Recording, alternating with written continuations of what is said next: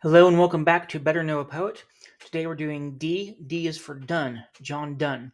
John Donne was a 17th century poet and a leader of what was called the metaphysical school, meaning poetry about things that are beyond the physical. So meta means beyond, so metaphysical is beyond the physical.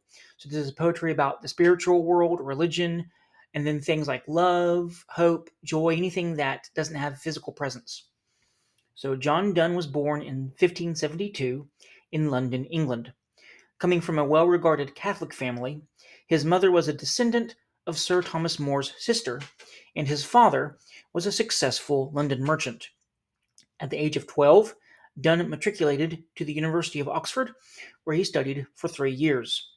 He then transferred to the University of Cambridge. After graduating, he read law for 5 years and also engaged in a comparative study of Roman Catholic and Protestant theology. In 1597, Donne presumably renounced his Catholic faith and converted to Anglicanism, taking a post as secretary to Sir Thomas Egerton, keeper of the Great Seal. And the idea is that if Donne was still a Catholic, he would not have been appointed to this position. In order to be appointed to a position at court, which is what this was, you would have to swear an oath of allegiance to the Queen and to the Protestant faith, which was the faith of the nation. The first and most traumatic disappointment of Donne's life came in 1601 when Donne was on the edge of 30.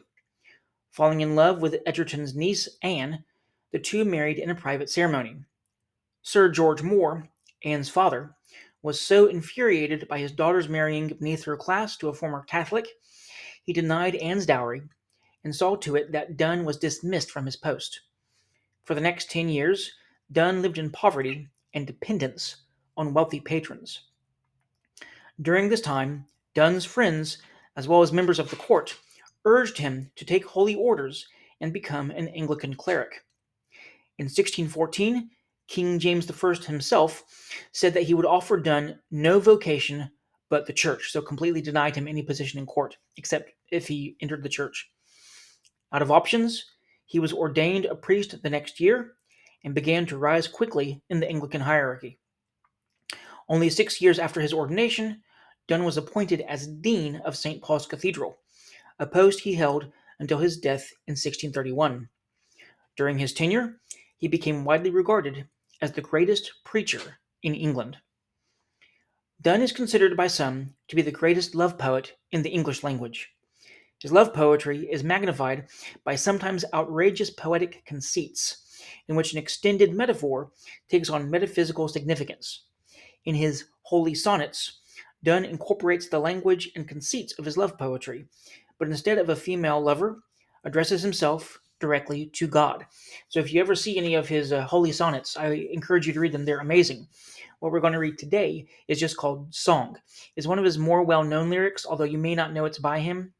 This falls more into the rubric of his love poetry than his religious poetry, but it's really fun, especially the first stanza is really famous. So this is a poem by him just called Song. Go and catch a falling star. Get with child a mandrake root. Tell me where all past years are, or who cleft the devil's foot. Teach me to hear mermaids singing, or to keep off envy's stinging, and find what wind serves to advance an honest mind. If thou beest born to strange sights, things invisible to see, ride 10,000 days and nights, till age snow white hairs on thee.